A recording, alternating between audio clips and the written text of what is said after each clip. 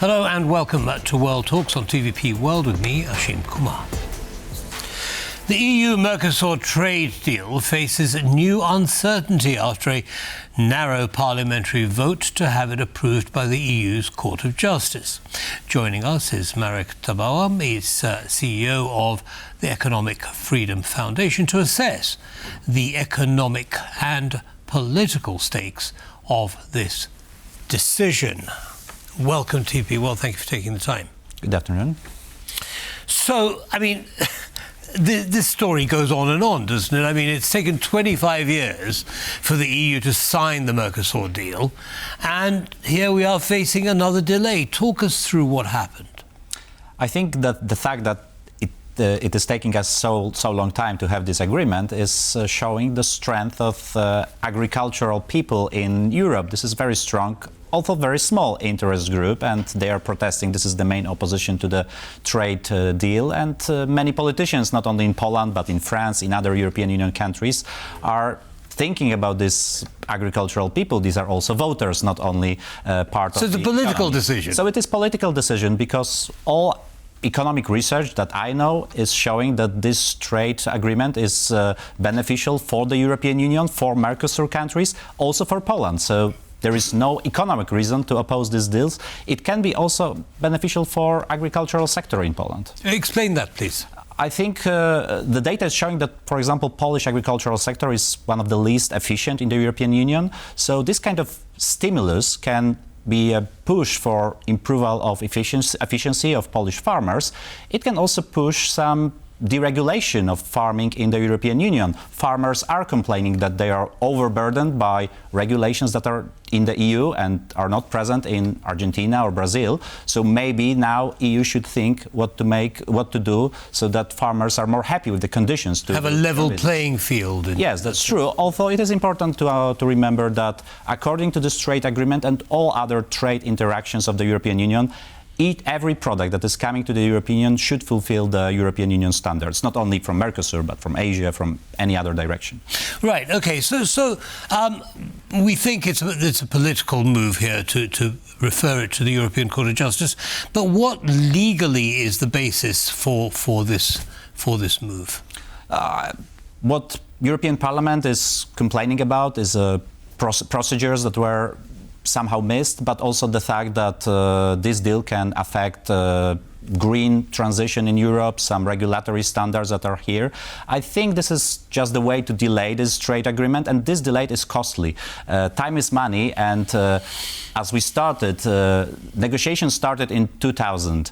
The original plan was to have this deal from 2021. There are estimates created by Brussels-based think tank ESIP showing that this 5 years delay is already equivalent of almost 300 billion euros in missed GDP growth in Europe. So this is a huge number. Every month of delay now is more than 4 billion euros in GDP that will not happen in the European Union, is around 3 billion euros of exports that will not be transferred to Mercosur countries. So this is costly, and I think because of politics and because of looking at this trade agreement through a keyhole, a lot of politicians are looking only at this agricultural sector, but their economy is not only about farming, it's also about manufacturing. And this deal is not only about economics, it's also about politics, geopolitics. If the EU is not present in Mercosur countries more, then it's creating more space for China or Russia. Somebody else will be, yeah. Now you talk about the geopolitics of this deal. Clearly, we have some question marks over our relationship with the United States, with President Trump's willingness to use tariffs very easily on imports to that country. Could this be a powerful counterweight to North America's influence in the EU?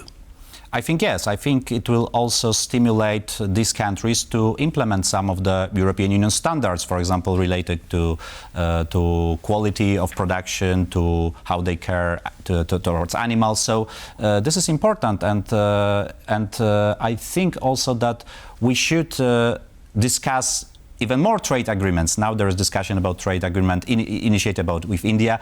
European Union is benefiting from openness, and trade openness is part of this story. What is also important is to remember that we already had other trade agreements and nothing bad happened.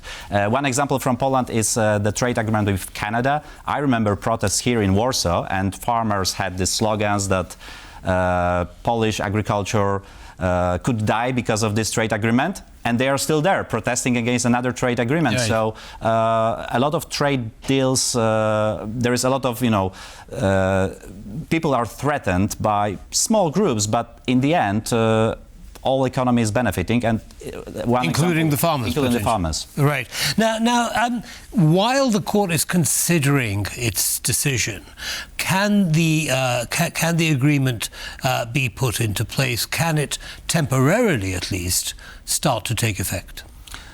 There are some legal ways to do this. Nevertheless, I think that it might be also politically controversial.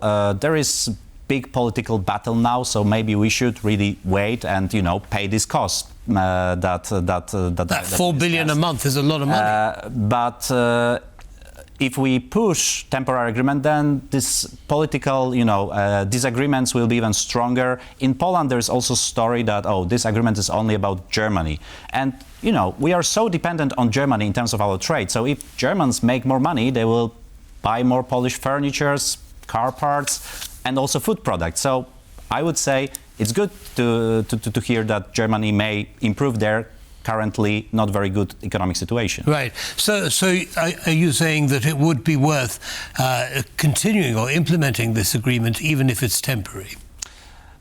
I think it's political decision, so I am not giving advice to any of these sides, but okay. We had this, for example, with the trade deal with Canada, we are still under temporary conditions because Poland and many other European member states did not ratify this deal.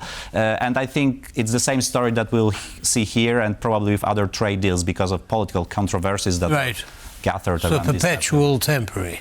Of course, yeah, that's possible. That's the plan. Now, but the challenge with doing that, of course, is that investors are going to be a little bit wary because it is temporary. Could that have a detrimental economic effect on both the European Union and Mercosur? Yes, it's the problem for investors, but it's also a problem for other goals of the European Union. For example, for the green transition, we need access to critical raw materials, and they are present in Mercosur countries. This could be a source of this and alternative to sources from China or other politically unstable parts of the world. So there are a lot of benefits that are difficult to calculate now because these are not purely economic benefits, but we should remember about this when we discuss this deal. We should not focus so much on agricultural sector. Right, lots of knock-on effects. In the last few seconds that we have left, what do you think the response of the Mercosur countries is going to be to this further delay? I'm worried that they will look for alternatives as well. And one alternative might be, for example, China. Another alternative are United States. So we should really think about political consequences or geopolitical consequences, not only about the costs that are related to this delay due to potential ruling of the European Union's Court of Justice. Right. Well, we shall wait and see what happens. As soon as some decision is made, I think the better for everybody. Thank you very much for taking the time to explain all this to our audience. Have a good evening. Thank you. That brings us to the end of this episode of World Talks. Don't go away, lots more coming up. Goodbye.